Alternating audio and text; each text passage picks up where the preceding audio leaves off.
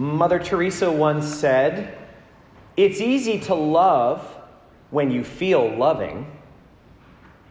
The real skill is figuring out how to love without getting tired." We all have trust in God's goodness when everything's going great. We all are able to commit when we've got nowhere else to go. But to do it when we're tired, that's a whole nother story. The theme of all the teaching in the scriptures today is about endurance, how to endure when you're tired. I don't know if you remember learning this in gym class, but my physical education teacher taught us that there were 3 pillars of physical fitness: strength, flexibility, and endurance. You have to have a combination of the 3 in order to be fit. And we see today that the same thing is true spiritually. You need all 3 of those things to be spiritually fit: spiritual strength, spiritual flexibility. That's a big one. That's for another homily, but hold on to that. And spiritual endurance. And we know that Mother Teresa lived what she talked about, because do you remember that 10 years after she died, we found her journals? And it turns out that that holy woman had been chronically depressed for 30 years. But she endured it. And we don't think of her that way. We think of her as vibrant and a miracle worker. So in the gospel, we're given a situation to endure. How do you persevere and get a just decision when the whole filthy, rotten system is corrupt? How is an unjust judge going to give a widow a just decision? She's got no power. What could possibly work? And the advice is clear. She needed to never give up. Never, ever, ever give up. Endurance was the only thing she had to offer, because she had no strength. She was totally weak. And she had no flexibility because her back was against the wall. The only thing she could rely on was her endurance. And we see that in this case, that was enough. Endurance alone can see us through when strength and flexibility and other gifts are not there. What are you thinking about right now? What situation in your life has been the hardest to endure? What are you enduring right now? The thing that links us all when we are going through a situation of endurance is it hurts. Endurance, by definition, is uncomfortable. When you're working out, endurance kicks in when you're out of breath. When you've already run a mile and you don't want to run another. When you're at the edge of what you normally are able to do. Endurance hurts, which is why it's a skill we need to build. When I lived in Boston, every April I loved to go to the finish line of the Boston Marathon. Talk about a place to see endurance on stage.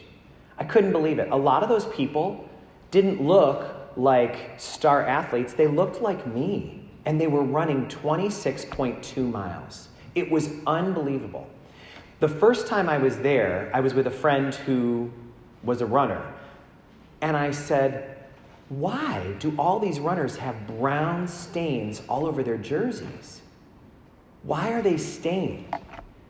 And he said, "That's blood and sweat." When you run 26 miles and your jersey is rubbing on your skin over and over and over, it breaks down and you bleed. They're bleeding, and it's all over their shirt.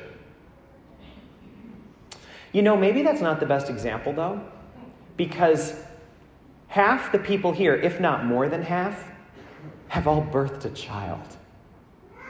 Childbirth is the best example. of endurance. I don't even understand why God couldn't come up with a better system than that. Ladies, how do you do that? Here's the thing about it that really gets me.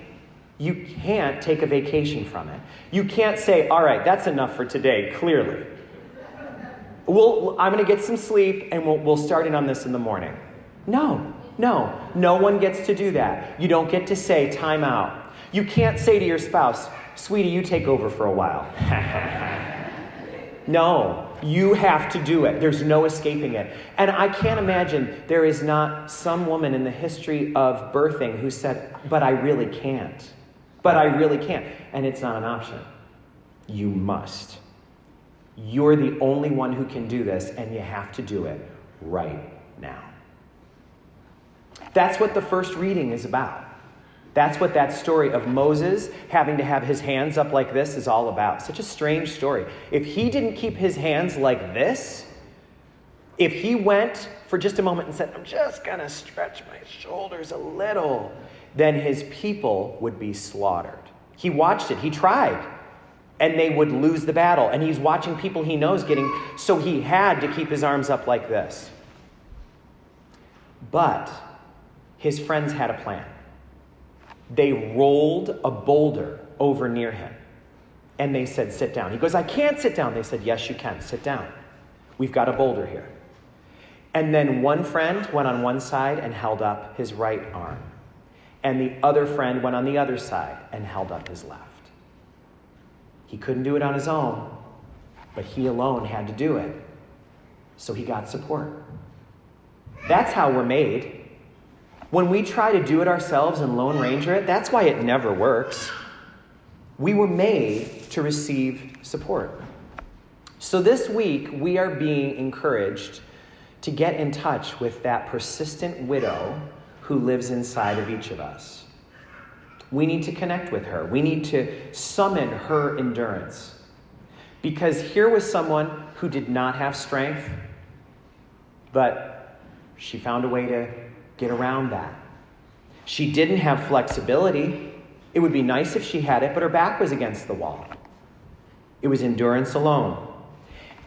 And you know what is really important about this story? She opens up for us that her weakness was actually her strength. And the same thing is true for us.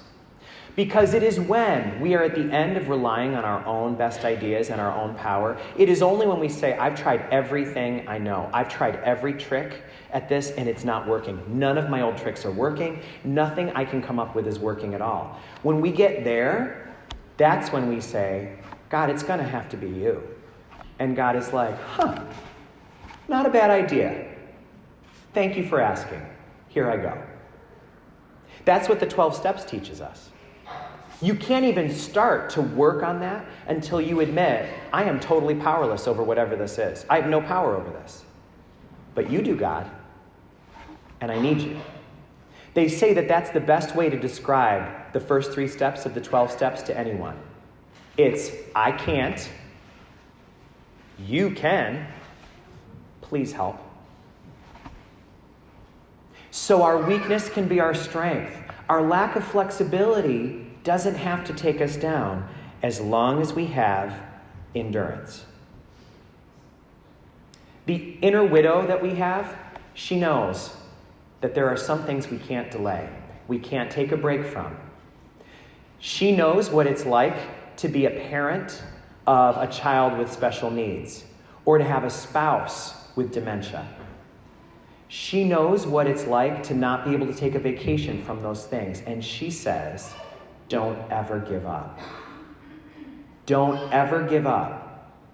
Rely on God's power to help you endure. Go to God as a first step and then get some support around you. Because all of us can love when it feels good. But how do we love? How do we persevere when we're tired?